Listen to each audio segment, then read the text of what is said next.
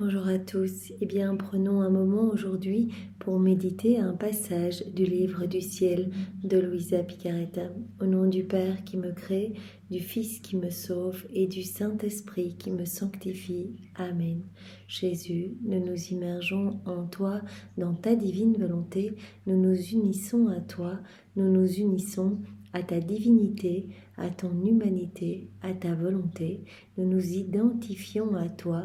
Nous nous consumons en toi nous perdons le rien, le néant que nous sommes, nous fusionnons nos volontés dans la tienne, nous les fondons dans la tienne, nous te faisons Jésus l'offrande de nos volontés pour que tu t'en serves comme champ d'action, comme terrain de jeu, que tu poursuives ton œuvre de création dans nos cœurs, nous nous perdons en toi, nous nous abandonnons entre tes bras à la manière de nouveau-nés et comme tous les jours, Jésus, eh bien, nous te serrons fort contre nos cœurs et nous voulons te dire d'une seule voix que tu es important pour nous, que tu es notre bien, notre tout, notre vie, notre amour, notre cœur, que nous avons besoin de toi. Nous voulons, Jésus, t'aimer, t'adorer, te louer, te bénir, te glorifier, t'honorer, te remercier, t'embrasser, te serrer fort, le tout avec ta volonté à toi, au nom de toutes les générations humaines. Et nous voulons, Seigneur, t'accueillir en nos cœurs pour que tu t'y établisses avec ta maman, avec ton Père, avec l'Esprit Saint, avec tout ton royaume, ton trône, tes actes divins, tes attributs divins, tes œuvres divines, que tu puisses être bien dans nos cœurs, que tu puisses prendre toute la place en nous, être le roi de nos vies, que tu puisses être l'acteur, Jésus, de chacun de nos actes. Pour ce faire, nous te remettons les commandes, les rênes de nos vies, pour que ce soit toi qui fasses tout en nous jusqu'à nos derniers souffles.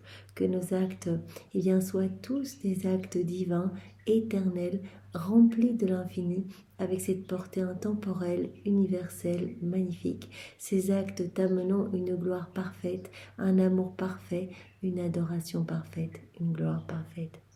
Seigneur Jésus, viens purifier nos cœurs, viens les ennoblir, viens les sanctifier, viens y retirer tout ce qui te déplaît, tout ce qui résulte de nos volontés propres.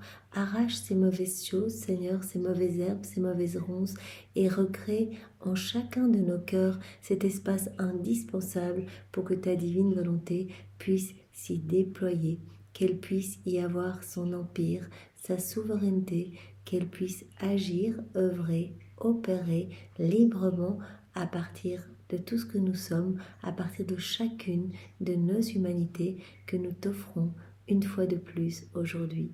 Oui, Seigneur, nous voulons vraiment tout te donner tout ce qui forme nos vies. Nous ne voulons rien garder pour nous. Aussi, nous te donnons, nous te faisons l'offrande de nos émotions, de nos affections, de nos désirs, de nos pensées, de nos intelligences, de nos faiblesses, de nos misères, de nos volontés. Sers-toi de tout comme fondation pour établir ton royaume en nos cœurs. Viens, Seigneur Jésus, prolonger ta vie en nous. Sers-toi de nos mains, utilise-les, agis à travers elles, Seigneur, sanctifie chacun de nos actes, viens marcher dans chacun de nos pas, divinise-les, viens regarder à travers nos yeux, respirer dans nos respirations, parler à travers nos lèvres, viens, Seigneur, utilise tout ce que nous sommes, parle à travers nos bouches du royaume de ta divine volonté, Seigneur, viens penser à travers chacune de nos pensées, viens faire circuler notre sang, fonctionner nos organes, viens faire battre nos cœurs, que ce soit ton Sacré-Cœur qui palpite à l'unisson avec le nôtre et qu'à chacun de ces battements, tu puisses recevoir un hymne de louange, de bénédiction, d'amour, de remerciement, un hymne de réparation également. Nous nous offrons à toi, Jésus, comme tous les jours, en âme réparatrice, pour te donner à chaque instant l'amour, la gloire, l'honneur que tu aurais dû recevoir des âmes si elles n'avaient pas quitté ta divine volonté. Nous voulons, Seigneur Jésus, te donner toute la gloire que tu aurais dû recevoir des âmes réprouvées si elles n'avaient pas choisi délibérément de s'arracher de ton cœur pour aller se perdre. Nous voulons également te donner toute la gloire que tes saints auraient dû te donner si tous leurs actes avaient été accomplis dans ta divine volonté. Et nous voulons te donner toute la gloire que tu aurais dû recevoir de toutes les âmes du purgatoire. Nous voulons, Seigneur, continuellement compenser pour toutes ces offenses que l'on te fait en te donnant, en t'offrant les actes opposés à ces offenses qui te déchirent le cœur, qui déchirent le cœur de ta maman. Nous voulons réparer pour tous les péchés d'orgueil, d'ambition, de vaine gloire, les péchés des hérétiques, des infidèles, des schismatiques, des sectaires, de ceux qui se débaptisent, de ceux qui n'ont pas foi ou plus foi en ta miséricorde, les péchés de tes âmes consacrées, les péchés de tous ceux qui saccagent tout dans les églises, qui cassent tout, qui te tournent le dos, qui te crachent dessus, qui émettent des actes, qui commettent des actes complètement irrévérencieux à ton égard. Nous entendons tout réparer, Seigneur, et te dire à chaque instant que nous t'aimons par tous nos mouvements, par tous nos gestes, par nos respirations. Nous voulons que tout soit un chant d'amour pour toi, Seigneur. Nous voulons te remercier pour tout ce que tu as fait pour chacun de nous. Nous te remercions avec tes propres remerciements au nom de tous ceux qui ne te remercient pas, pour toutes ces chaînes de grâce, Seigneur, que tu as mises en place dans chacune de nos vies, pour que nous puissions être là où nous en sommes aujourd'hui, à nous émerveiller de ton amour présent et manifesté partout, nous émerveiller de tous ces écrits que tu nous donnes, ces écrits du ciel, que tu nous donnes pour nous façonner, pour nous transformer, et vraiment que nous puissions... ces écrits nous poussent à cette mise en pratique. Alors nous te remercions, Seigneur, parce que dans cette mise en pratique, eh bien, tu nous combles de tout, tu nous rends propriétaires de tout. Alors Seigneur, merci pour tout ce que tu fais pour nous, ce que tu vas encore faire. Nous te remercions également pour nos vies. Merci de nous accorder cette nouvelle journée, puisque chaque jour est une occasion de plus de faire de nouvelles acquisitions célestes, puisqu'à chaque acte que l'on fait en union avec toi, on acquiert de nouvelles choses du ciel, on acquiert de nouvelles béatitudes à partager avec tout le ciel, de nouvelles joies, de nouveaux bonheurs célestes, on acquiert tes attributs divins, plus de lumière. À chaque acte que l'on fait, tu viens retirer de nos cœurs quelque chose qui résulte de notre volonté humaine pour y placer quelque chose du ciel. À chaque acte que l'on fait, tu dilates notre cœur pour nous donner plus de ton amour. À chaque acte que l'on fait, tu étends les frontières du royaume de la divine volonté dans notre cœur. À chaque acte que l'on fait, tu prononces ton fiat créateur sur notre âme et quelque chose se crée en nous. Donc c'est absolument magnifique, Seigneur. Merci de nous donner cette nouvelle chance aujourd'hui de faire de nombreux actes pour nous unir davantage à toi. À chaque acte que l'on fait également, c'est cette vie divine qui grandit en nous, cette vie de lumière, cette vie d'amour, cette vie de sainteté. Donc nous t'aimons de plus en plus, nous grandissons vraiment en intimité avec toi, nous grandissons dans cette ressemblance avec toi, nous grandissons dans ta sainteté divine, dans cette sainteté que tu veux donner à tous tes enfants. Alors quelle chance, Seigneur, de pouvoir vivre cette nouvelle journée. Nous t'en remercions immensément. Nous voulons également, Jésus, te remercier pour ton infinie miséricorde pour chacun de nous. Quelles que soient nos misères, nos péchés, nos ingratitudes, tu nous attends toujours avec le pardon à la main, Seigneur. Tu brûles d'amour pour chacun de nous. Tu aimes chacun de tes enfants autant que tous les autres réunis. Et peu importe comment nous nous trouvons, peu importe notre noirceur, tu nous tends les bras et vraiment tu nous attrapes contre ton cœur et tu nous laves de tes larmes et de ton sang. C'est ce qui se passe au moment où nous allons nous confesser.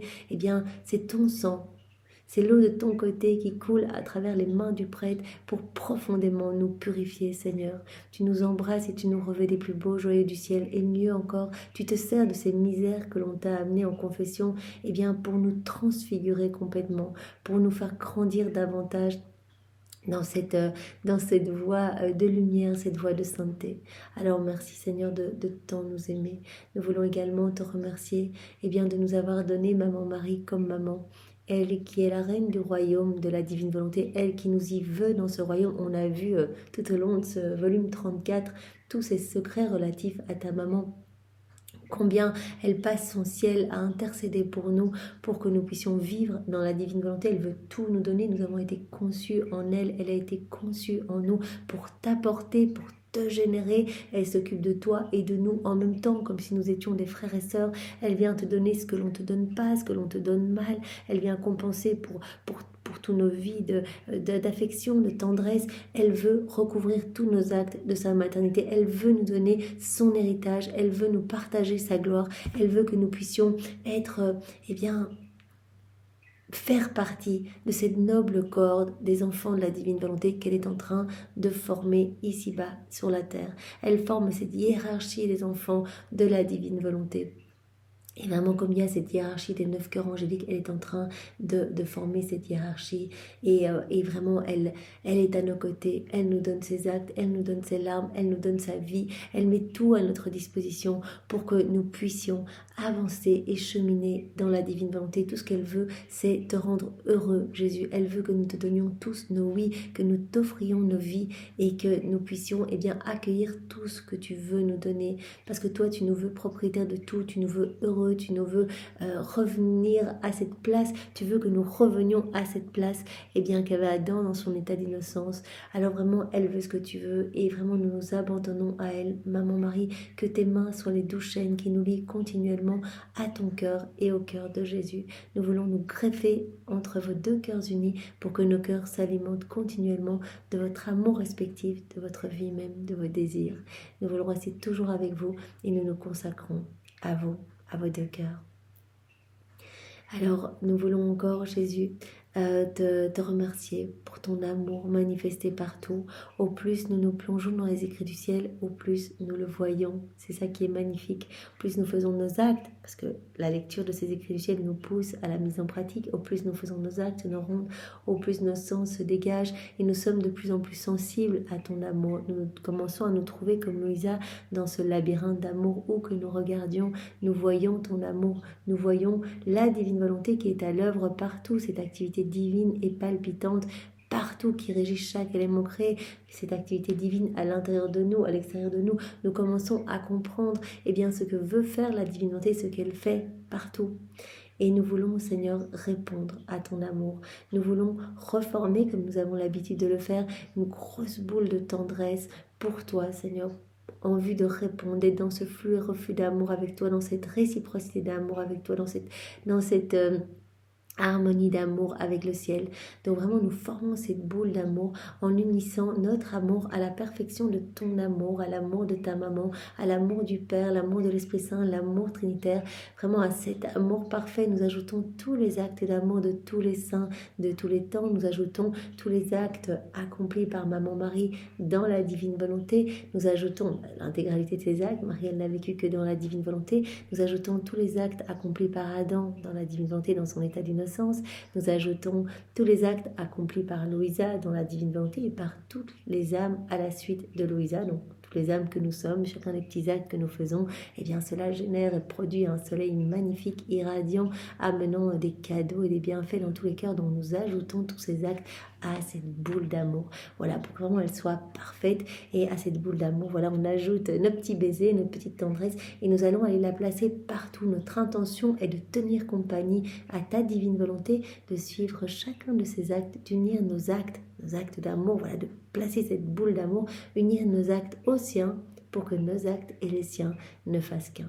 Donc nous arrivons avec cette boule partout que nous plaçons sur chaque feuille, chaque tige, chaque herbe, chaque brindille, chaque fleur, chaque plante, chaque semence, tout ce que ces semences vont produire, chaque atome de terre, tout ce que la terre comprend, chaque molécule d'air, chaque particules de lumière sur le soleil, ses rayons, ce que ces rayons vont toucher, les étoiles, leurs sentiments, les planètes, les galaxies, dans l'immensité des cieux, dans la force du vent, dans la puissance des vagues, chaque goutte d'eau, sur chaque insecte, chaque animal, chaque bestiole, chaque caillou, chaque grain de sable, chaque grain de poussière, chaque flocon de neige, chaque minéraux, chaque algue, chaque coquillage, voilà, partout Seigneur, dans les plaines, dans les océans, dans les vallées, dans les montagnes, sur les volcans, sur chaque cri d'animal, on veut tout inonder. C'est notre intention de saturer l'univers, de saturer toute la création avec notre amour. Pour toi, on veut faire tout résonner d'amour, on veut faire chanter la divine volonté présente dans chaque élément, vraiment pour que tu reçoives cet amour, que cet amour parte en écho partout et partout. Nous voulons demander que s'établisse le royaume de la divine volonté, que toutes les âmes puissent être sauvées, que tu puisses reprendre ta place d'honneur au milieu de tes enfants. Nous voulons encore, d'où Jésus, prêter notre voix aux éléments créés, les prendre avec nous, tous avec nous, au pied du trône de l'Éternel, pour dire honneur et gloire à mon Créateur, que vienne ton royaume. Et nous voulons, Jésus, puisque tout nous appartient, faire nôtre, tous tes attributs divins qui sont cachés partout, puisque la divine volonté conserve tes attributs divins dans chaque élément créé. On les fait nôtres, ton humilité dans la terre, ta puissance dans le vent, dans les vagues, ta force, dans la brise, ta lumière, ta chaleur dans le soleil, ta pureté dans l'eau, etc. Bref, on prend tout. On ajoute à nouveau notre petite touche personnelle d'amour et on offre tout au pied de la majesté suprême pour vraiment glorifier la Trinité et demander toujours l'avènement le plus rapidement possible de ce royaume d'amour sur la terre. Alors Seigneur, maintenant, nous voulons parcourir l'œuvre de la rédemption, faire de même, cette boule d'amour sous le bras, nous venons te suivre partout dans chacun des mystères de ta vie, chacun des mystères de la vie de ta maman. Nous allons reprendre chacun de ces mystères depuis la seconde 1 de la conception de ta maman jusqu'à son assomption, le tout incluant ta vie. Et à chaque instant, chaque pictoseconde de vos existences, nous sommes là dans tout ce que vous voyez, sentez, respirez, mangez, buvez, piétinez sur les chemins que vous parcourez, sur les personnes que vous rencontrez, les éléments autour de vous, les animaux que vous voyez, etc. Et bien partout, sur vos cheveux, vos vêtements, vos battements de cœur, les battements de cœur des personnes autour de vous, et bien nous plaçons cet amour, que cet amour résonne partout et vous envahisse.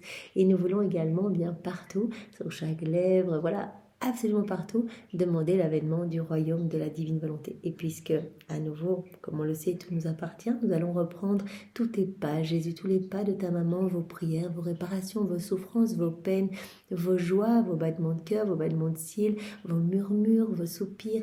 On reprend tout. Tous vos actes et votre amour, on reprend tout, on ajoute nos je t'aime et à nouveau on vient faire cette offrande au pied de la majesté suprême, au pied du Père pour offrir tout cet amour et lui demander que cet amour soit redoublé, renouvelé dans notre cœur mais également dans tous les cœurs et lui demander encore et toujours, c'est ce que tu nous as demandé de demander à chaque instant, l'avènement de ton royaume, ce royaume où tous les hommes seront heureux, où tous les hommes seront comblés, où tous les hommes te reconnaîtront.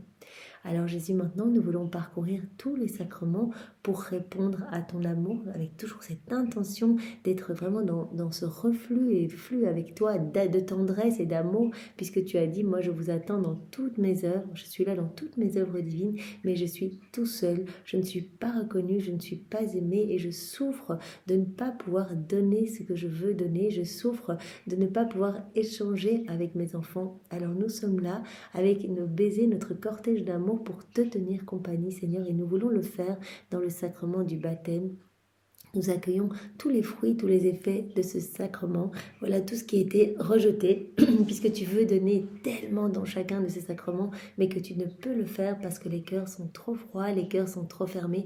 Alors nous accueillons tous ces cadeaux au nom de tous. Vraiment, nous nous en réjouissons, nous te disons merci Seigneur avec tes remerciements, nous te bénissons, nous te louons et vraiment nous te réoffrons tout ce que tu nous as donné, tout cet amour dont tu viens de nous inonder, on te le redonne au nom de tous. On fait de même dans le sacrement de la confirmation, le sacrement du mariage, le sacrement de l'ordre, le sacrement des malades, le sacrement de la réconciliation et bien sûr dans le Saint-Sacrement. Seigneur, nous voulons toujours être près de toi, nous voulons être consacrés avec toi dans les mains de chaque prêtre qui te consacre pour te recouvrir de ta beauté, de ta puissance, de ton immensité, de ta pureté, de ta sagesse, Seigneur. Nous voulons imprimer nos je t'aime unis au tien sur chacune des hosties consacrées. Nous voulons décomposer nos êtres en petites parties pour placer sur chacune de tes plaies, comme Louisa le faisait dans une des heures de la Passion.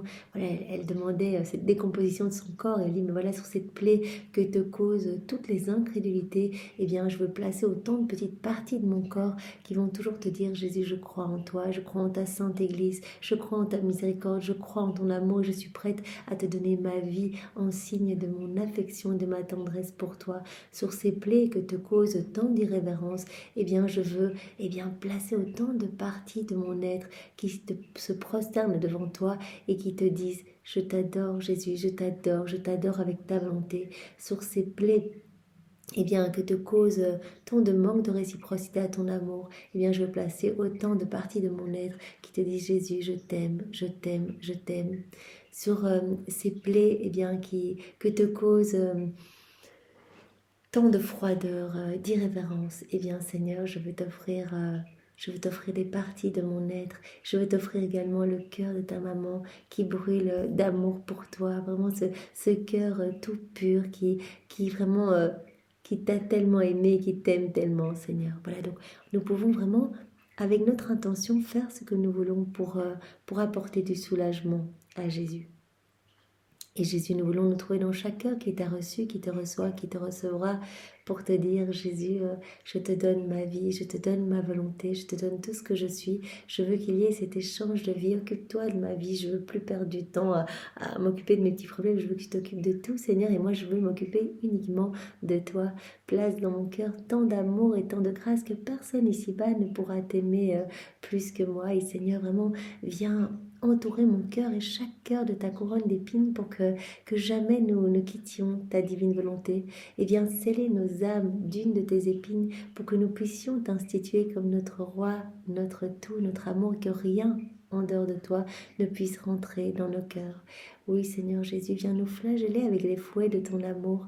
Flagelle nos intelligences, qu'elles ne soient tournées que vers toi, nos yeux qui ne regardent que toi, nos bouches qu'elles ne s'ouvrent que pour ta gloire, nos oreilles qu'elles n'entendent que ta voix, nos cœurs qui ne palpitent que pour toi. Flagelle nos mains, qu'elles ne se lèvent que vers le ciel, qu'elles ne travaillent que pour toi, nos pieds qui ne marchent que vers toi, que vers des âmes à te ramener. Seigneur, que nos volontés humaines puissent être crucifiées au profit de ta divine volonté et attache-nous, d'où Jésus, avec ses chaînes d'amour, que rien ni personne ne puisse nous séparer de toi.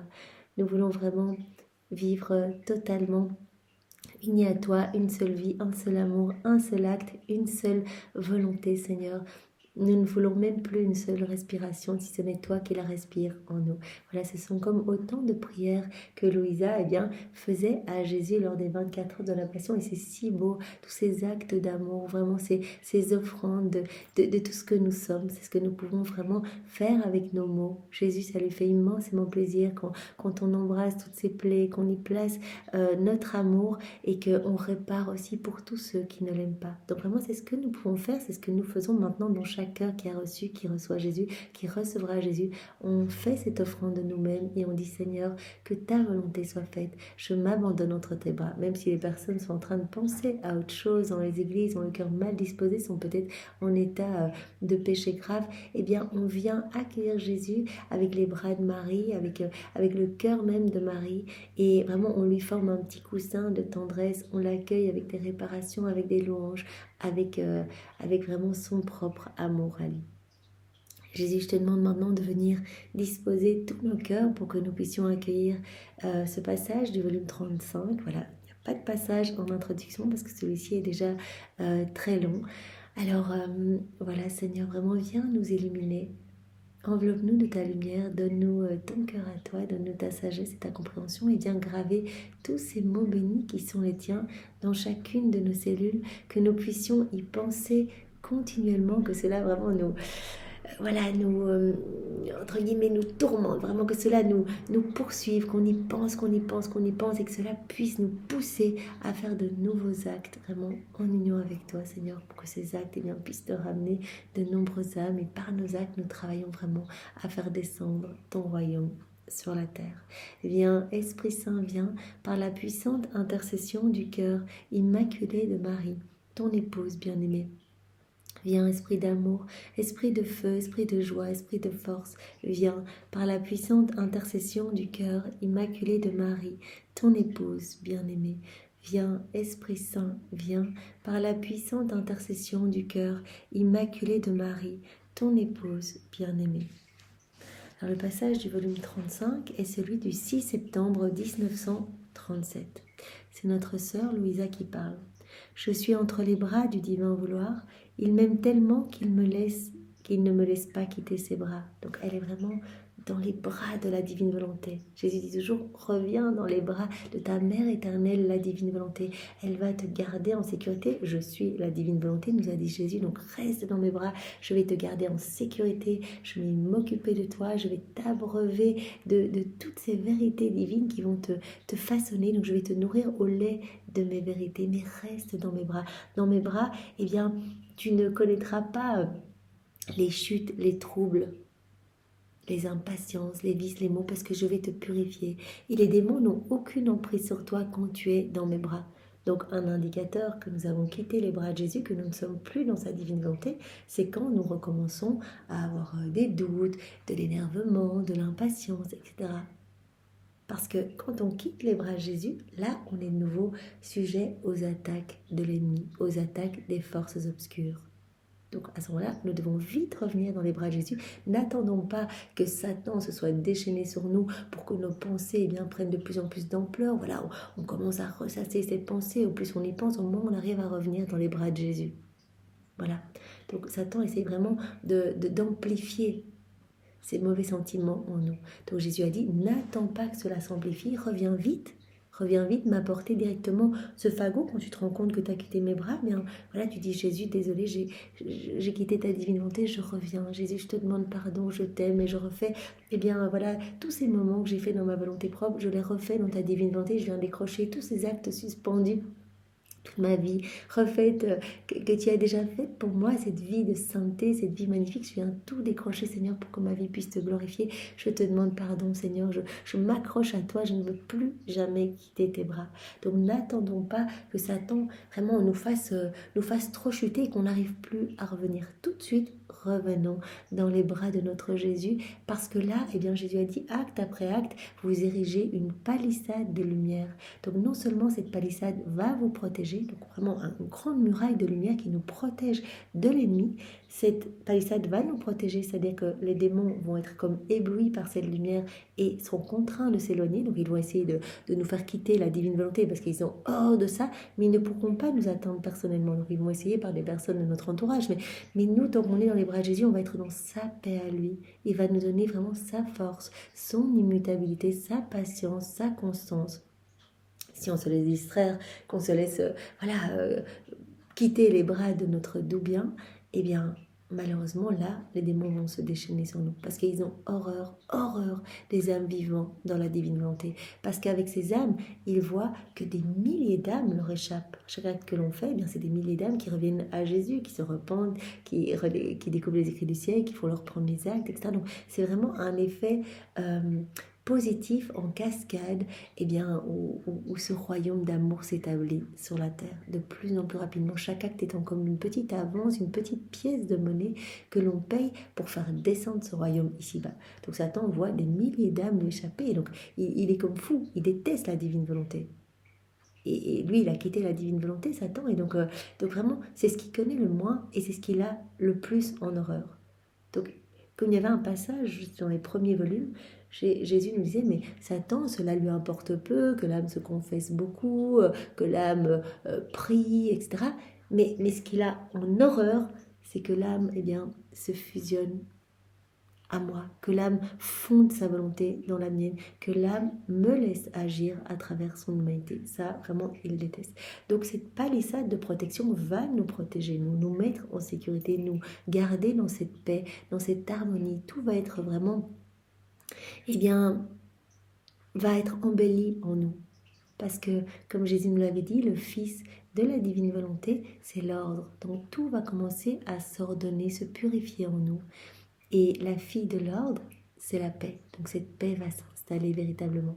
Et non seulement donc cette palissade de lumière, donc acte après acte, cette palissade va nous protéger, mais cette palissade va également protéger Jésus. Donc on va devenir, nous, des sentinelles d'amour pour Jésus. C'est-à-dire qu'on va créer comme un filtre. Les offenses des hommes l'atteindront moins durement, moins sévèrement. Les blasphèmes, les sacrilèges, les cris de malédiction, de vengeance. Tout cela va arriver aux oreilles de Jésus, mais comme en sourdine. C'est comme si on l'avait mis un petit cocon de tendresse et de lumière. Puisqu'on lui dit « Jésus, je t'aime » et qu'on le dit au nom de tous, on met nos « je t'aime » qui se répètent incessamment et continuellement sans arrêt. Donc Jésus entend cet amour et donc cela apaise un petit peu toute cette méchanceté, toute cette haine, toute cette soif de mort et de violence. Cela apaise Jésus, cela apaise sa justice divine. Son amour peut se déverser dans l'âme qui vit dans la divine volonté. Jésus a dit, je peux épancher mon amour. Je trouve dans les cœurs qui vivent dans ma divine volonté, eh bien, l'espace pour me déverser, pour créer. Je peux agir, je peux donner, je peux travailler. Comme on l'a vu hier, j'ai les mains qui sont déliées. Et donc, mon amour peut se déverser. Cet amour que je veux donner à tous mes enfants est accueilli par cette âme. Elle accueille tout cet amour au nom de tous ses frères et sœurs et elle nous le redonne avec sa tendresse à elle. Elle nous le redonne au nom de tous. Donc, elle vient et elle réharmonise le ciel et la terre au nom de tous ses frères et sœurs. Donc, vraiment, notre justice est apaisée.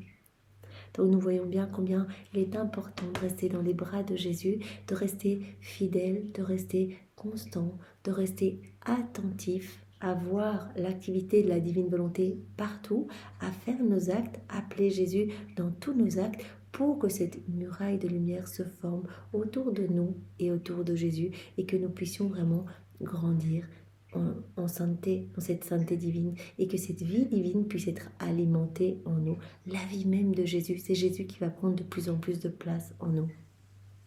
Je suis entre les bras du divin vouloir. Il m'aime tellement qu'il ne me laisse pas quitter ses bras plus que paternels pour me garder et m'élever comme il veut. Voilà, comme une maman. Voilà.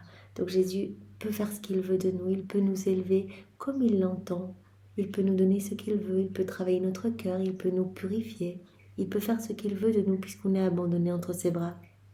Et s'il m'entend dire que je l'aime, le divin vouloir, oh combien il se réjouit, il m'entoure des mers de son amour qui me répètent à chaque instant combien il m'aime. Voilà, quand on donne de l'amour à la Trinité de manière parfaite, dans la divine volonté, chaque acte, chaque ronde, chaque méditation, tout cela est un acte d'amour parfait pour la Trinité, eh bien il y a à chaque fois ce déversement d'amour spécial sur notre âme. C'est-à-dire que Dieu aime de façon universelle tous ses enfants, mais quand on aime de façon divine Dieu, ce n'est possible que dans la divine volonté, on offre Dieu à Dieu, on lui offre son propre amour, comme on l'a déjà vu. C'est-à-dire que notre amour va être investi de sa puissance créatrice, nos prières, nos bénédictions, tout va être investi de sa force divine, de sa puissance divine. Donc on offre Dieu à Dieu et donc Dieu se voit toucher et redouble encore cet amour. Donc il y a vraiment ce déversement d'amour spécial sur l'âme. Et en fonction du nombre de fois qu'il y aura eu ce déversement d'amour spécial, Jésus nous a parlé du degré de sainteté que nous allions acquérir dans le ciel. Au plus il y aura eu ce déversement d'amour spécial, au plus on sera glorifié, uni à sa gloire, au plus on sera saint. Donc vraiment c'est très beau, ça veut dire au plus on aura fait des actes dans la divine volonté, au plus on sera semblable à Dieu. On grandit vraiment dans cette ressemblance divine. Oui, c'est vraiment ça. Combien il se réjouit, il m'entoure des mers de son amour qui me répète à chaque instant combien il m'aime. Et mon doux Jésus, rendant visite à ma pauvre âme et me trouvant dans les bras de sa volonté, me dit tout joyeux: ma bienheureuse fille, combien j'aime te trouver, toujours abandonnée dans ses bras. Donc cet abandon, c'est vraiment la clé de tout. On ne peut pas vivre dans la divine volonté si on n'est pas abandonné entre les bras de Jésus.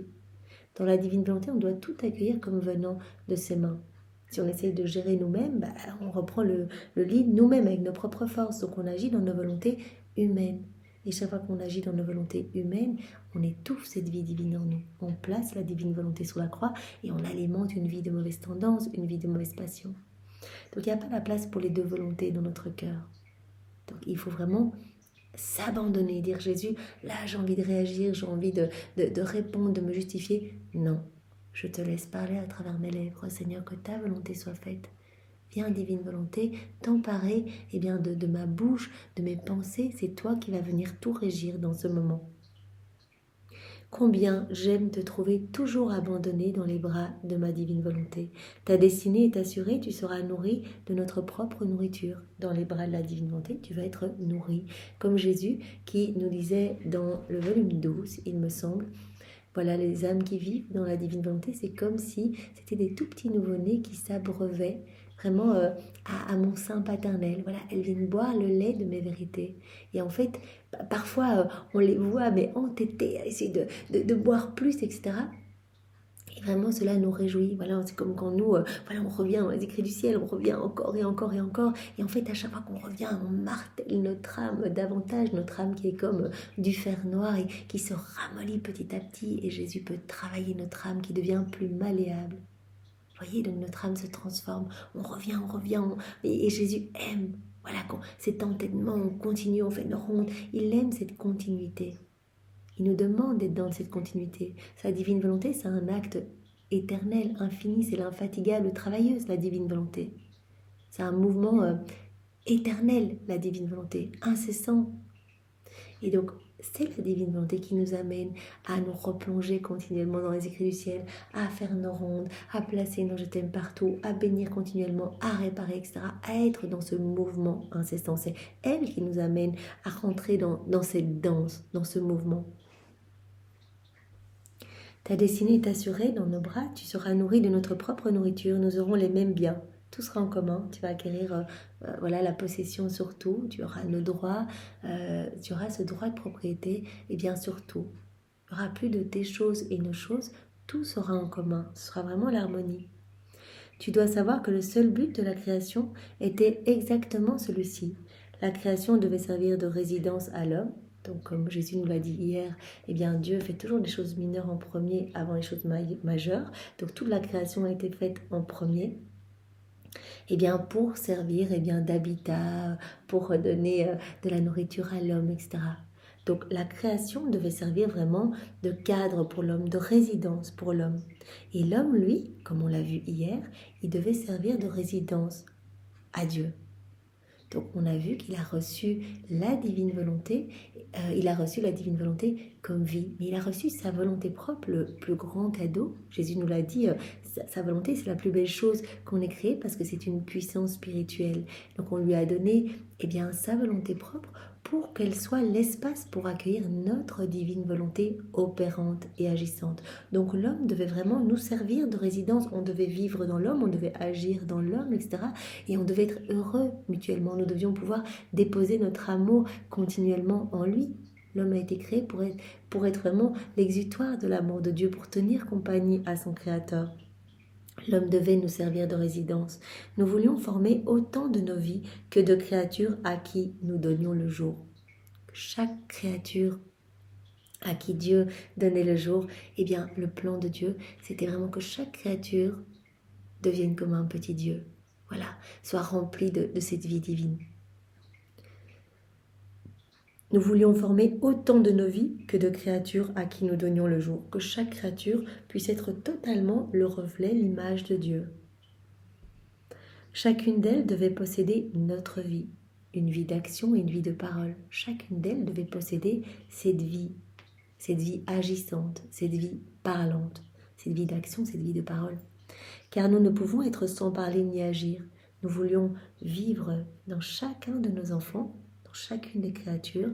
Nous voulions que chaque homme soit notre résidence et nous voulions vivre dans ces résidences, agir à travers toutes ces humanités, agir et parler. Nous ne pouvons être sans parler ni agir, sinon ce serait former des prisons pour nous-mêmes, des prisons qui nous imposeraient le silence et l'inutilité. C'est ce qui se passe quand on vit dans nos volontés propres, on empêche Dieu d'agir en nous. Voilà, la divine volonté, elle est en nous, puisqu'elle elle est en chacun de nous, elle régit notre mouvement, notre être, nos palpitations cardiaques, la circulation de notre sang, etc.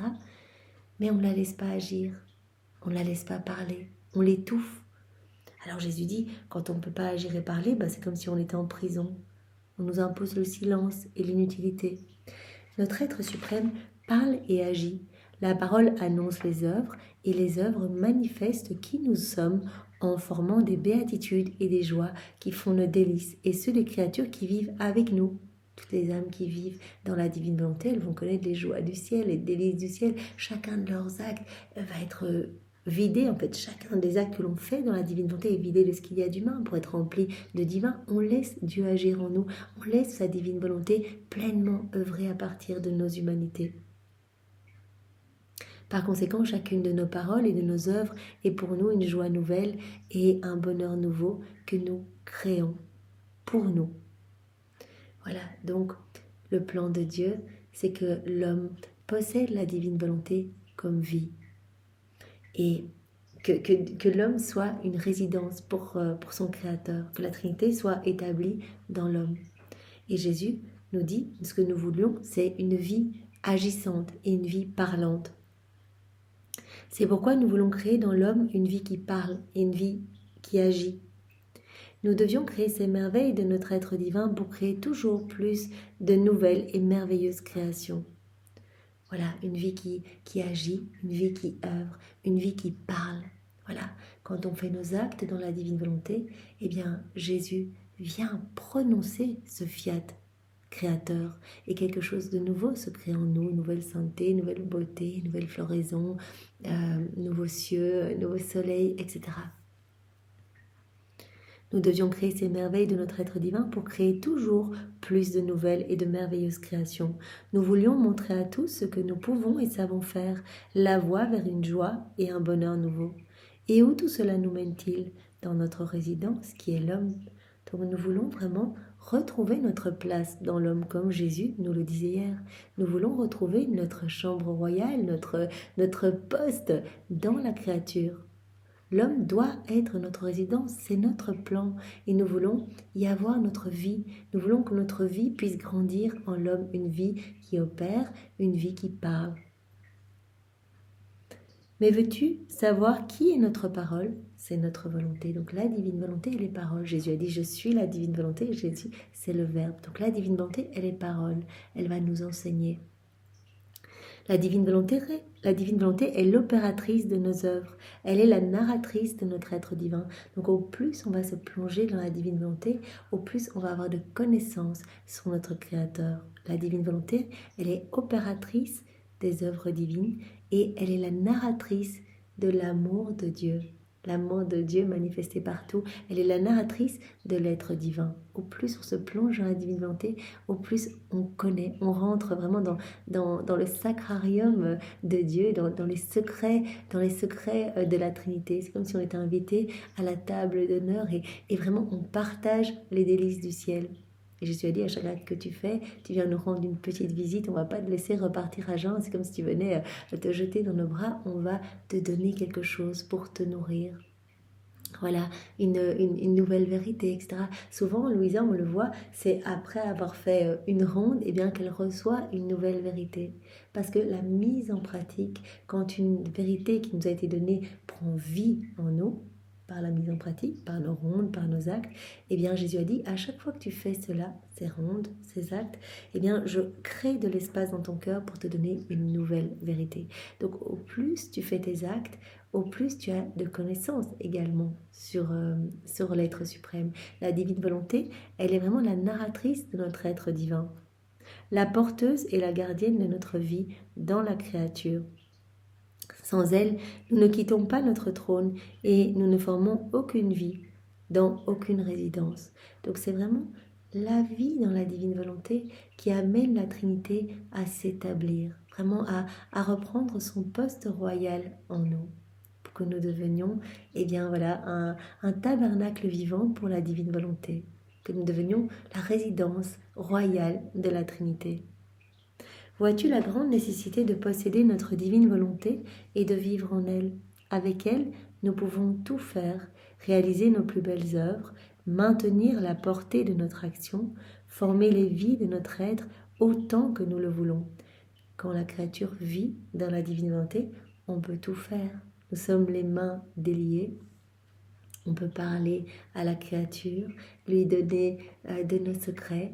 Nous pouvons agir, nous pouvons créer en elle. Donc nous poursuivons l'œuvre de la création dans son cœur. On le sait, au moment où l'homme a été créé, eh bien, tout ce qu'il voyait à l'extérieur se retrouvait dans son cœur.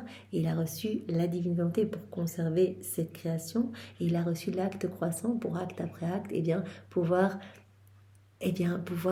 recevoir quelque part, recevoir de nouvelles choses créées dans son cœur. Voilà, la nécessité de posséder notre divine volonté et de vivre en elle. Tu vois cette grande nécessité, avec elle, on peut tout faire. On peut réaliser nos plus belles œuvres, maintenir la portée de notre action, former les vies de notre être autant que nous le voulons. Et à chaque acte que l'on fait, c'est une vie divine. Chaque acte que l'on fait est une vie divine. Et toutes ces petites vies divines alimentent cette grande vie de la divine volonté, cette vie de sainteté, de lumière, de prière, d'amour en nous, la vie même de Jésus. Nous pouvons, donc avec la divine volonté, former les vies de notre être autant que nous le voulons. Sans notre volonté, tout est entravé. Nous sommes les mains liées, nous ne pouvons pas agir dans la créature. Notre amour, notre puissance, nos œuvres, tout est arrêté. On est obligé d'attendre. La créature agit seule, on ne peut rien faire, on ne peut rien lui donner. On pourrait dire que nous sommes pour les créatures un Dieu muet. On ne peut pas lui parler. Comme Jésus nous disait hier, on a tant de choses à dire à la créature. Et elle n'est pas en mesure de nous comprendre, de nous écouter si elle vit dans sa volonté propre. Et il n'y a pas l'espace où nous pouvons déposer nos œuvres en elle, puisqu'elle gorge son âme des choses de la terre et elle rajoute à chaque fois une petite pelletée de terre dans son cœur à chaque fois qu'elle agit dans sa volonté propre. On n'a pas l'espace. On ne peut pas parler, elle ne nous comprend pas, on est attaché. Et Jésus a dit, je suis ligoté sur la croix. Ma divine volonté est rendue esclave de la volonté humaine. Et ma divine volonté est dans le râle de l'agonie, dans ces cœurs qui vivent dans leur volonté propre. Et en fait, ce mal-être que l'homme ressent, c'est cette déconnexion avec Dieu, cette déconnexion de sa volonté humaine avec la divine volonté. Ce que l'homme ressent, c'est ce râle de l'agonie même. C'est la divinité qui est en train d'asphyxier dans les cœurs qui vivent pour eux-mêmes, qui vivent en rupture totale avec leur Créateur, qui ne vivent pas dans cette harmonie avec le ciel.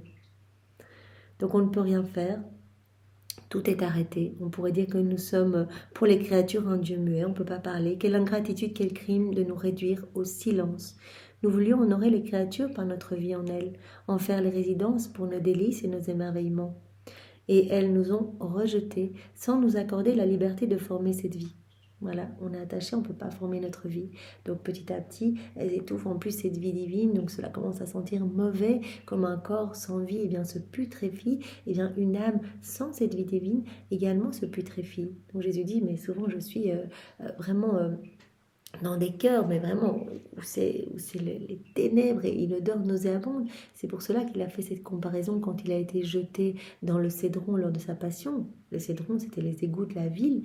Il a été jeté dans les Cédrons, il a accepté d'être jeté pour vraiment nous retirer ce manteau d'ordure. Il a dit, mais moi, quand je descends dans le Cédron, c'est ce que je ressens quand je suis dans les cœurs, mais dans les cœurs qui vivent dans leur volonté propre, dans les cœurs qui sont pleins d'eux-mêmes.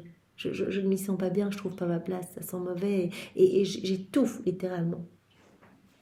Donc, Dieu est réduit au silence dans notre cœur.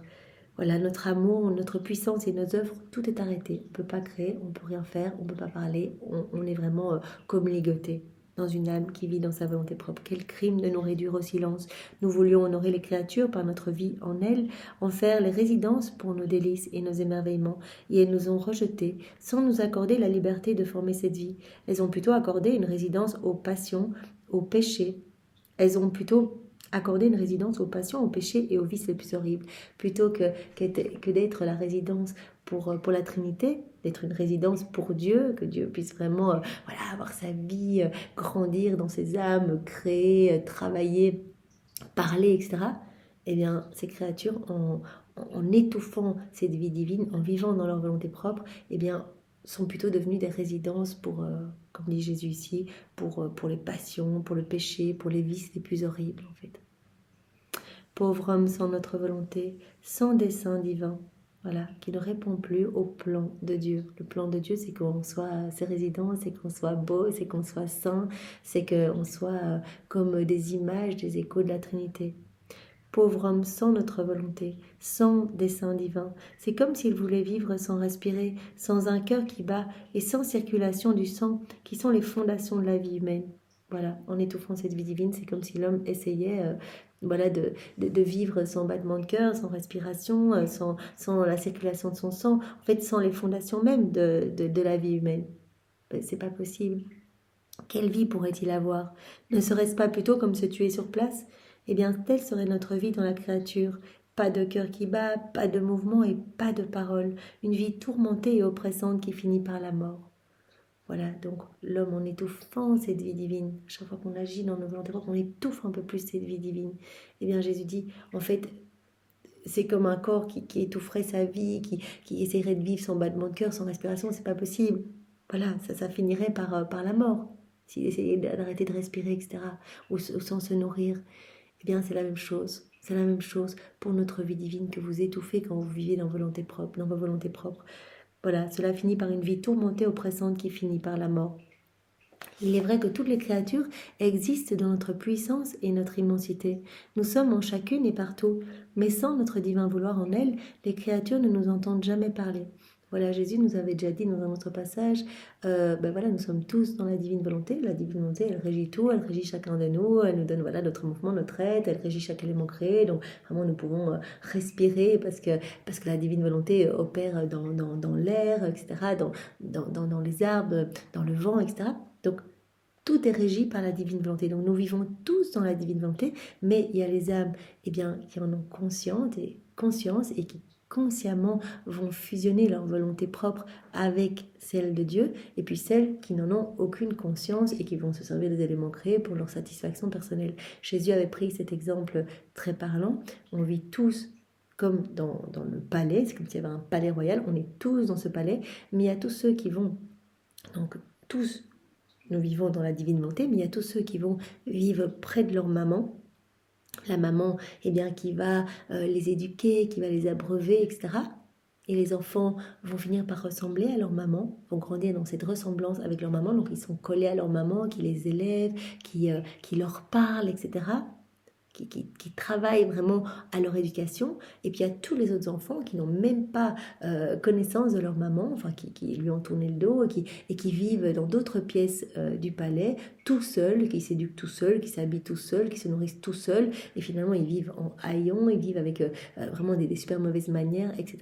Il n'y a aucune ressemblance avec leur maman. Donc on vit tous dans la divine volonté, mais les âmes qui consciemment donnent leur volonté, s'abandonnent vraiment pour se laisser régir par le divin vouloir, pour se laisser régir totalement par la divine volonté, pour qu'elle soit souveraine en elle, ces âmes vont acquérir cette ressemblance divine, vont se laisser former, vont se laisser travailler, vont se laisser embellir, vont se laisser purifier.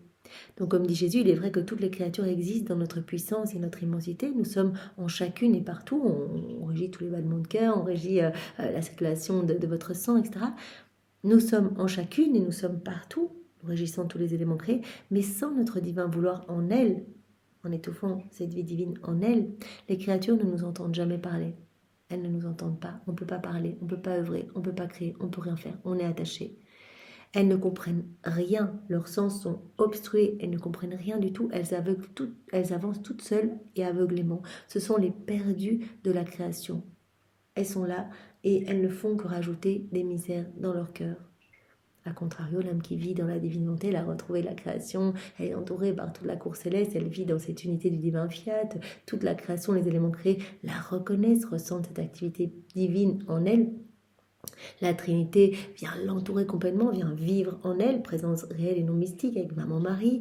Elle est la favorite de tous les bienheureux, de tous les saints, etc., de tout le ciel. Donc elle est super entourée. Et ses sens se dégagent. Elle comprend, elle voit, elle entend. Elle grandit en intimité avec son Créateur.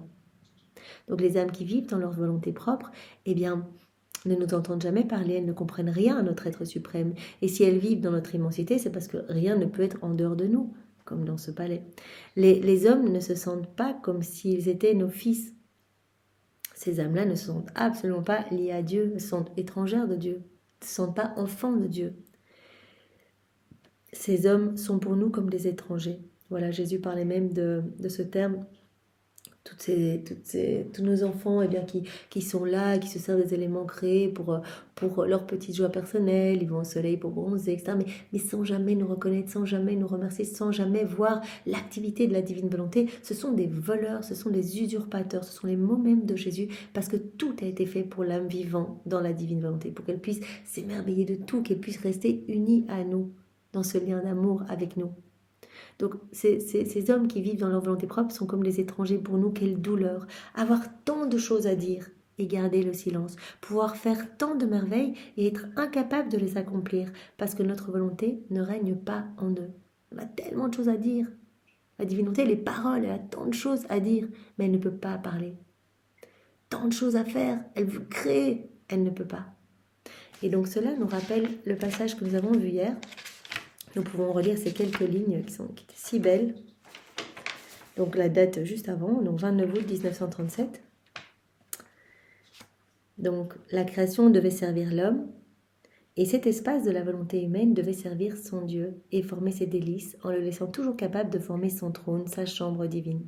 Donc la volonté humaine nous a été donnée comme espace pour accueillir la divine volonté opérante en nous. J'ai fait à l'homme le don de former cet espace en lui afin d'avoir l'endroit où communiquer avec lui, d'être seul avec lui en sa douce compagnie. Je voulais avoir ma chambre secrète. En fait, Dieu veut cette intimité avec nous. L'homme doit être la résidence de Dieu. Dieu veut avoir sa résidence en nous. Je voulais avoir ma chambre secrète. Mon amour voulait lui dire beaucoup de choses. Mon amour veut parler, veut s'exprimer, veut créer. Mais je voulais avoir l'environnement où lui parler pour que mon amour puisse se donner complètement à l'homme. Je veux pouvoir déverser mon amour, je veux pouvoir épancher mon amour en lui parlant, en lui racontant toute la tendresse que j'ai pour lui, etc., en créant en lui. Je voulais avoir l'environnement où lui parler pour que mon amour puisse se donner complètement à l'homme qui s'abandonnerait lui-même complètement à Dieu. C'est pourquoi je désire tellement qu'il vive dans ma volonté, parce que je veux avoir à moi seul ce que j'ai créé. Voilà. J'ai créé l'homme beau à mon image, à ma ressemblance, avec la divine volonté comme vie, avec cet acte croissant. On lui a donné sa volonté humaine pour qu'elle serve vraiment d'espace pour accueillir notre divine volonté. Nous voulons que l'homme soit notre résidence. Nous voulons être dans cette intimité, avoir vraiment notre trône royal, notre poste royal dans l'homme. Et nous voulons agir dans l'homme. Nous voulons qu'il ait cette vie agissante et cette vie parlante. Je veux avoir ma place, mon trône, ma chambre divine. Je ne veux pas achever la création avant que l'homme ne revienne dans ma divine volonté et ne m'accorde ma place royale dans sa volonté. Nous avons tant d'autres belles choses à faire, beaucoup d'autres choses à dire dans cet espace de la volonté humaine. La divine volonté qui est parole. Dieu veut nous parler de son amour. Nous avons tellement de choses à dire, tellement de choses à faire, mais nous ne pouvons ni les dire ni les faire parce que notre volonté est absente et que notre espace est tout encombré. La volonté humaine est tout encombrée, des noirceurs, des puanteurs du monde, etc. On ne peut pas agir, on est enchaîné. Notre espace est tout encombré. On ne trouve pas d'endroit où mettre nos œuvres. Nous n'avons pas d'endroit où mettre nos œuvres. Si nous voulons parler, il ne nous comprend pas. Vivant dans sa volonté propre, il ne comprend rien du tout. Il n'aura même pas les moyens d'entendre. Par conséquent, nous accomplirons des prodiges inouïs pour retrouver ce qui est à nous, l'espace et notre chambre divine. On veut que l'homme soit notre résidence et on fera des prodiges à n'en plus finir. Mon mari l'a dit aussi, mais moi j'ébranlerai le ciel et la terre, je ferai des miracles à n'en plus finir pour que l'homme vive dans la divine volonté. Marie intercède pour ça continuellement. Et quand on donne nos oui, qu'on se dispose à vivre dans la divine volonté, mais directement on est entouré de tout le ciel pour qu'on ne quitte pas vraiment, qu'on ne quitte pas cette mer de lumière, qu'on y reste, qu'on fasse nos actes, etc. Pour que cette vie divine puisse grandir en nous. Que Dieu puisse trouver sa place en nous. Et juste avant, toujours dans ce passage, il y avait également quelque chose qui était très beau. C'est Jésus qui disait à Louisa, mais ma bienheureuse fille, si tu savais dans quel labyrinthe d'amour nous sommes placés par les âmes qui ne vivent pas dans notre volonté. Je peux dire que pour chacun des actes qu'elles accomplissent, chaque parole, pensée, battement de cœur, chaque souffle que nous ne voyons pas couler dans notre volonté, la vie de notre volonté, de notre amour demeure réprimée. Notre volonté en ressent tant de peine qu'elle éclate en sanglots. Elle gémit et soupire parce qu'elle ne trouve pas sa vie, ses actes, ses battements de cœur, ses paroles et la sainteté de notre intelligence dans la créature. Elle se sent mise de côté comme rejetée sur la croix, la divine volonté, quand on vit dans nos volontés propres. Elles se sont mises de côté, elles se sont rejetées de l'intérieur de la créature et de tout ce qu'elle fait. Elle ne sent pas dans les actes de la créature ses actes à elle. Elle ne sent pas dans les battements de cœur de la créature ses battements de cœur à elle. Elle ne sent pas dans les paroles de la créature ses paroles à elle. Elle est rejetée, elle ne peut rien faire. Jésus dit, mais on souffre. On voudrait agir, on voudrait créer, on voudrait parler, etc. On ne peut rien faire. La divine volonté sent que son amour est étouffé et que ses bras sont liés, incapables d'œuvrer dans la créature. Ma fille, quelle douleur, pouvoir donner la vie et ne pas la donner. C'est le plan de Dieu, donner la vie. Il nous a dit dans le passage que nous venons de voir, nous voulons créer autant de vie divine que de créatures qui ont vu le jour, à qui on a donné le jour. Donc on veut que chaque créature soit un autre petit Dieu en fait. Que chaque créature soit pur amour, pure lumière. Quelle souffrance, pouvoir donner la vie et ne pas la donner, pouvoir parler avec des paroles humaines et en être réduit au silence, parce que la créature ne nous laisse aucune place dans ses paroles. Pouvoir aimer avec notre amour dans son cœur et ne pas trouver d'endroit où le mettre. Combien notre amour demeure entravé, presque sans vie, parce que la créature ne vit pas dans notre volonté. Amour étouffé, amour entravé, amour rejeté, amour en souffrance, quand nous vivons dans nos volontés propres. Alors nous continuons. Quelle douleur, donc on revient dans ce passage que nous voyons aujourd'hui. Quelle douleur, avoir tant de choses à dire et garder le silence, pouvoir faire tant de merveilles et être incapable de les accomplir parce que notre volonté ne règne pas en eux. Et pourtant notre amour est tel qu'il ne s'arrête pas. Nous ne les quittons pas des yeux. Nos enfants, on les regarde tout le temps pour voir qui veut vivre dans notre volonté. Nous tendons l'oreille pour savoir qui l'appelle. Nous sommes tout amour pour placer notre grand amour sur le petit amour de la créature. On est tout attentif pour voir est-ce qu'il y a une créature qui se dispose à vivre dans la divine volonté pour qu'on puisse assaillir son petit amour par notre grand amour, pour que son amour devienne divin, que son amour vraiment devienne rempli de notre puissance créatrice. Dès que nous voyons qu'une créature est disposée, nous formons notre parole et nous lui disons l'histoire de notre volonté. On l'assaille de ces vérités. On se dispose à vivre dans la divine volonté. Eh bien, on va accueillir toutes ces vérités qui sont des vies divines, qui vont nous travailler. On va comprendre l'amour de Dieu pour nous. Nous lui disons l'histoire de notre volonté, la longue histoire de notre amour éternel. Combien nous l'aimons. Voilà, quand nous faisons nos premiers pas dans la divine volonté, il va y avoir comme ce grand déblayage, ce débroussaillement de notre âme, où on va percevoir de plus en plus l'amour de Dieu. Nous lui racontons la longue histoire de notre volonté, nous lui disons la longue histoire de notre amour éternel, combien nous l'aimons, combien nous soupirons après son amour. Donc dès qu'une créature est disposée, Jésus dit, nous formons notre parole et on lui parle, on l'assaille pour qu'elle comprenne notre amour et qu'elle réponde à notre amour, qu'elle puisse voir notre amour partout, connaître tous ses secrets, voilà, pouvoir être éblouie par ton amour. Et ne rien faire d'autre que d'y répondre. Ne rien pouvoir faire d'autre que de rentrer dans cette dynamique d'amour. Tu dois savoir que lorsque nous aimons sans trouver quelqu'un qui nous aime, notre amour ne sait où se tourner pour être aimé en retour. Voilà, c'est toujours ce que Jésus nous dit, vraiment dans toutes ses vérités. Je veux ce retour d'amour. Je souffre quand les créatures n'accueillent pas mon amour. Quand nous voulons aimer, que nous voulons parler, que nous voulons donner, que nous voulons combler la créature, que nous voulons travailler en elle, que nous voulons créer, et que nous ne trouvons pas quelqu'un qui est disposé à accueillir notre amour. Quand nous aimons sans trouver quelqu'un qui nous aime en retour, notre amour ne sait pas où se tourner pour être aimé en retour. Notre amour erre partout en trépignant d'impatience et de délire. Et s'il ne trouve pas même un petit je t'aime d'une créature sur quoi se reposer, il se retire en nous-mêmes dans notre centre d'amour. Donc l'amour de Dieu veut se donner, mais s'il ne trouve pas une âme un peu disposée, un petit je t'aime, comme dit Jésus, sur lequel notre amour pourrait se reposer, eh bien notre amour se retire en souffrance, se retire en nous-mêmes, dans notre centre d'amour. Notre amour a été rejeté, donc il nous revient. Mais il le fait avec une souffrance qu'un esprit créé ne peut pas comprendre.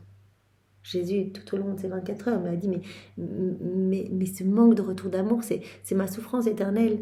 C'est ma passion éternelle, alors que celle que je vis dans mon humanité, celle voilà, qui m'est imposée par voilà, dans les souffrances, la couronne d'épines, etc. Eh bien, celle-là, elle n'est que temporaire. Le simple fait de savoir qu'une souffrance peut s'arrêter, eh bien, elle en est déjà amoindrie. Mais cette souffrance de se voir rejeté, Jésus nous a vus au jardin de Gethsémani, il nous a vus à travers les siècles rejeter son amour, agir tout seul, bafouer, étouffer son amour, etc. En nous, en vivant dans nos volontés propres, il en a transpiré des gouttes de sang. Donc vraiment, c'est une souffrance inouïe. Jésus sur la croix qui a dit, mais je vous aime, ne m'abandonnez pas. Père, pourquoi m'as-tu abandonné? Il s'adressait à chacun de nous, ne m'abandonnez pas. Si vous voulez que je souffre plus, je suis prêt à le faire, mais ne m'abandonnez pas. Quand il a dit j'ai soif de votre amour, j'ai soif de votre tendresse, j'ai soif d'un tout petit je t'aime, sur lequel je vais pouvoir faire reposer mon amour. J'ai soif d'une toute petite ouverture de cœur, une toute petite attention. J'ai soif de vous. Je suis amoureux de vos âmes, j'ai soif de vous, j'ai soif de votre ouverture de cœur. Voilà. Notre amour, quand il ne trouve pas un petit je t'aime d'une créature sur quoi se reposer, se retire en nous-mêmes dans notre centre d'amour, mais il le fait avec une souffrance qu'un esprit créé ne peut comprendre. Les souffrances d'un amour sans retour sont indicibles. Elles surpassent toutes les autres souffrances. Nous voulons, nous, toujours donner. On veut toujours créer, on veut embellir la créature, on veut qu'elle soit heureuse, on veut qu'elle soit propriétaire de tout. On veut toujours donner. Nous sommes dans un acte continuel de donner, comme on a vu hier. C'est donc continuel pour nous. Le fait d'être en vie, de respirer, tout nous est donné autour, nos sens, etc. Mais nous voulons trouver dans la créature la volonté de recevoir. On veut donner, on veut toujours donner plus, mais on veut que la créature puisse être disposée pour accueillir ce qu'on veut lui donner. Un désir, un soupir, un petit espace où placer notre volonté et tout ce que nous voulons donner et faire. Ces désirs, ces soupirs sont comme des oreilles qui nous écoutent, sont comme des yeux qui nous regardent, des cœurs qui nous aiment, des esprits qui nous comprennent. Désirer la divine volonté, ça crée l'espace où elle peut se déposer, où elle peut s'installer. Si nous ne trouvons pas ces petits espaces, nous ne pouvons rien donner à la créature qui reste aveugle, sourde, muette et sans cœur. Donc voilà, à chaque fois qu'on demande de vivre dans la divine volonté, à chaque fois qu'on se replonge dans les écrits du ciel, qu'on cherche à en savoir plus, à chaque fois qu'on est poussé à faire nos rondes, nos actes, eh bien cet espace se crée en nous. Et Dieu prend de plus en plus d'espace en nous. Il peut créer en nous, il peut nous donner davantage. À chaque fois, donc, il élargit notre cœur pour nous donner plus de son amour. Donc il peut déverser son amour en nous à chaque fois. Il y a un déversement d'amour dans notre cœur à chaque fois qu'on fait un acte. C'est un baiser du ciel tout entier dans notre âme. Si nous ne trouvons pas ces petits espaces, nous ne pouvons rien donner. Et la créature, elle reste aveugle, elle reste sourde, muette et sans cœur. Par conséquent, notre volonté est chassée et elle retourne dans l'espace de nos célestes régions. Puis je continuais à penser à la divine volonté. Je me sentais complètement investie par elle et je priais mon cher Jésus de m'aider et de me garder enfermée dans son cœur pour que je puisse y vivre et ne rien connaître hormis sa volonté. Complètement investie de la divine volonté. Louisa, bien, nous devons arriver à cela. Louisa, c'est notre chef de file et on voit vraiment cette prière qu'elle fait. On peut la faire nôtre. Elle demande à Jésus de la garder enfermée dans son cœur, dans son sacré cœur, pour qu'elle puisse ne rien connaître d'autre que sa divine volonté. Voilà, Jésus, nous ne voulons rien d'autre que de vivre dans ta divine volonté. Donc, enferme-nous en toi, enchaîne-nous à toi, que nous ne puissions voir que toi et n'entendre parler, eh bien que ta voix, en fait, que ta voix divine puisse éclipser toutes les voix humaines autour de nous et que nous ne voulions rien d'autre que ta divine volonté. Que nous ne puissions connaître rien d'autre que ta divine volonté. Nous ne voulons pas nous remplir des choses du monde, nous voulons laisser toute la place pour ta divine volonté dans notre cœur. Jésus est revenu et m'a dit « Ma fille, tous les biens de la créature sont attachés à ma volonté. Si elle se détache de ma volonté, tous les biens sont perdus. On vit dans la divine volonté, on a tout. On possède cette source de tous les biens, de tous les bienfaits.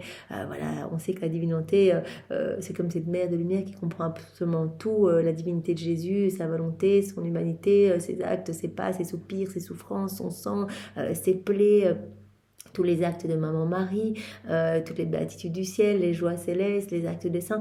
On possède tout. Tous les attributs divins, etc. On vit dans la divine volonté, on possède cette source inépuisable de bien et de bienfaits. On quitte la divine volonté, on va perdre la divine volonté comme narratrice de l'amour de Dieu, comme narratrice de l'être divin, et on va perdre cette source de bien. Si l'âme se détache de ma volonté, tous les biens sont perdus. Tu dois savoir que chaque fois que l'âme fait sa volonté humaine, elle perd la divine volonté. Voilà, on perd une vie divine. Quand on fait notre volonté propre, on perd une vie divine. Donc Jésus disait à Louisa dans un autre passage, mais ne perds pas ton temps. Et Jésus s'adresse à nous à travers elle, parce que Louisa était déjà complètement dans la divine volonté. Ne perds pas ton temps. Ne quitte pas ma divine volonté. Si tu voyais ce que c'est un acte fait dans la divine volonté, tu serais subjugué, tu en mourrais de bonheur, tellement c'est beau, tellement ça sauve des âmes, ça amène de la joie partout, etc. Mais quand tu fais un acte dans ta volonté propre, tu perds une tournée de l'Éternel. Quand tu fais un acte dans ta volonté propre, tu nous fais perdre du temps parce qu'on doit réfléchir à de nouveaux stratagèmes pour te ramener dans nos bras et t'attirer à nous, etc. Tu perds du temps toi-même parce que tu perds de nouvelles acquisitions du ciel. Tu fais perdre du temps à ton ange gardien, à tout le ciel.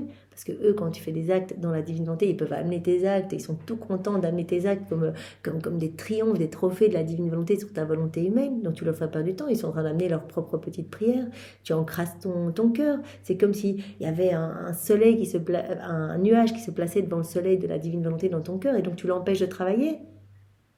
Donc on ne peut pas créer alors quand tu fais des actes dans ta volonté propre. Il n'y a pas de nouvelle création en toi. Donc l'âme qui se détache de ma volonté, eh bien, elle perd ses biens. Chaque fois qu'elle fait sa volonté humaine, elle perd la divine volonté et elle perd tous ses biens. Elle perd tout ce qui est beau, tout ce qui est saint et tout ce qui est bon. Son acte doit être purement humain, donc ce ne sera pas une vie divine. Cela n'aura aucun impact dans les cœurs, cela ne sauvera pas des âmes. Cet acte ne sera absolument pas saint, au contraire même, il sera ténèbres. Donc l'âme qui fait sa volonté propre, qui quitte la divine volonté pour faire sa volonté propre, eh bien elle va perdre la divine volonté et tous ses biens, elle va perdre tout ce qui est beau, tout ce qui est saint, tout ce qui est bon. C'est une perte incalculable. On perd une vie divine. La pauvre créature est jetée dans la plus terrible misère. Elle perd ses droits sur tout ce qui est bon et elle est constamment malheureuse. Donc voilà, comme Adam, lorsqu'il a quitté la divine volonté, il a perdu, cette joie, il a perdu ces torrents de grâce qui se déversaient continuellement sur lui. Il a perdu la divine volonté, comme narratrice de tout cet amour. Il voyait cet amour, il y répondait, il était continuellement heureux, comblé, etc. Tous ces mouvements, ces pas amenés de la gloire à la Trinité. Il a tout perdu. Il est entré dans un abîme de misère, de maux. Vraiment, il n'a plus été dans cette réciprocité d'amour avec son Créateur. Il a perdu tous les droits de tout posséder, les droits de propriété. Et donc il a été totalement malheureux. Voilà, il s'est vu nu, il a perdu le vêtement royal, etc. Alors Jésus nous a bien dit, voilà, c'est pour l'âme qui quitterait complètement la divine volonté, comme Adam qui a quitté la divine volonté.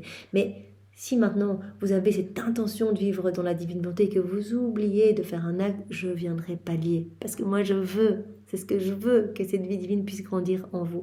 Donc si vous oubliez vraiment quelques instants de faire vos actes, je viendrai quand même y apposer le sceau royal pour que ma vie puisse continuer à croître en vous, que je puisse continuer à grandir en vous. C'est ce qu'on veut, donc on va pas interrompre cette croissance. Maintenant, vraiment, restez quand même attentifs. Parce qu'il y a tellement de grâce, tellement de cadeaux qui sont donnés quand vous faites vos actes dans la divine volonté. Ne restez pas trop longtemps sans faire vos actes. Manifestez-moi le matin que vous voulez vivre votre journée dans la divine volonté. Endormez-vous en refaisant toute votre journée dans la divine volonté et en vous endormant dans la divine volonté, que je puisse utiliser votre sommeil pour sauver des âmes et pour vous embellir davantage. Même si elle semble avoir des biens, donc si la créature quitte la divine volonté, qu'elle vit dans sa volonté propre, même si elle semble avoir des biens, ce n'est qu'en apparence, ils finissent par la torturer entièrement. Par contre, chaque fois qu'elle décide de faire ma divine volonté avec fermeté, alors elle va perdre sa volonté humaine, avec ses misères et ses passions.